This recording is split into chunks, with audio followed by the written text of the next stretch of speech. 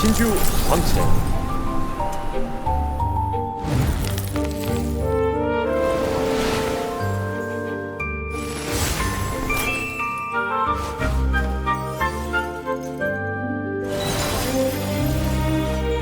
진짜 저 강화는 진짜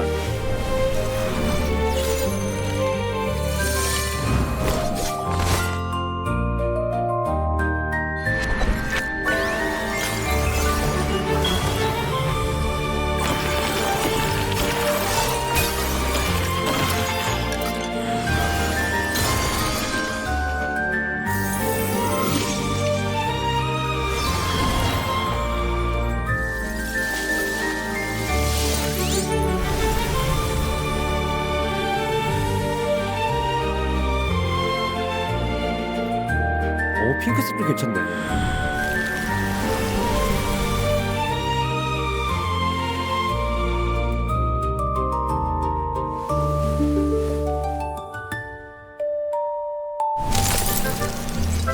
야 저거 흑발 좀 색깔 괜찮겠는데요? 오. 야 이거 염색 좀 괜찮겠다.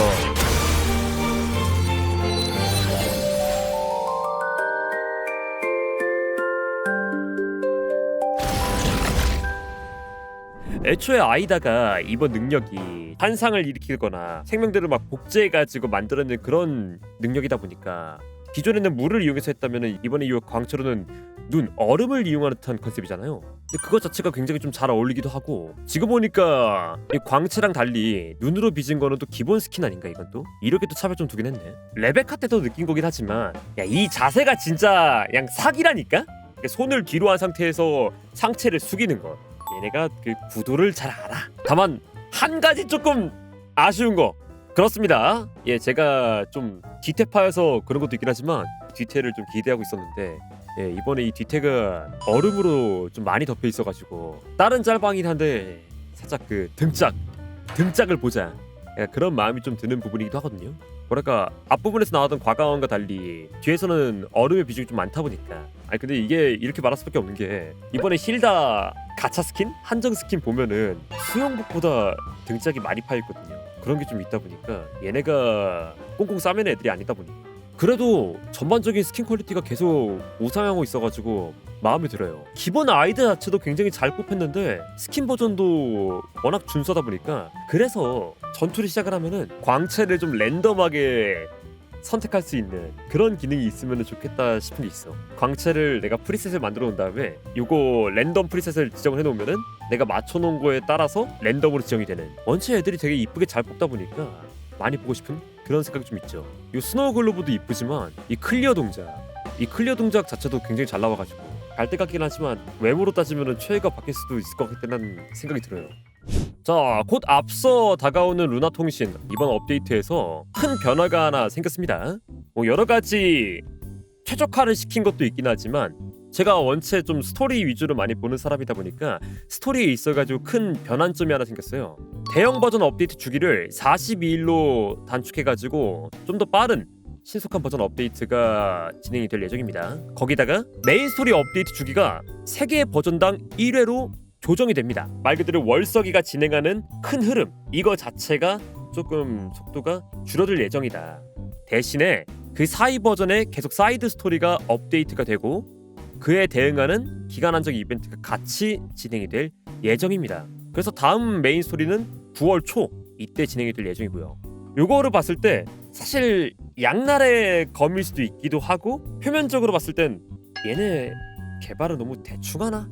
얘네 이제 좀 슬슬 개발이나 그거 있어가지고 많이 밀려가지고 더뎌지고 있나? 이런 생각도 솔직히 들 수 있을 것 같긴 해. 근데 저는 그런 생각과 동시에 좀 긍정적으로 보자면은 스토리를 진행했을 때 듀나워의 스토리가 재밌어. 얘네가 가지고 있는 게 굉장히 세력과 세력 간의 싸움을 좀 잘 비춰주고 있거든. 이런 세력 다툼이 꽤나 보는 게 흥미로워가지고 좋긴 한데 단점이 이 스토리의 연출이 아직 미흡해요. 얘네가 보여주고 싶은 이야기는 커. 근데 이거를 담아내기에는 스토리적 연출이 굉장히 미흡합니다. 그래서 보다 보면은 이걸 어쩌면 내가 책으로 읽었으면은 더 좋지 않았을까라는 생각이 들 때도 있었어요.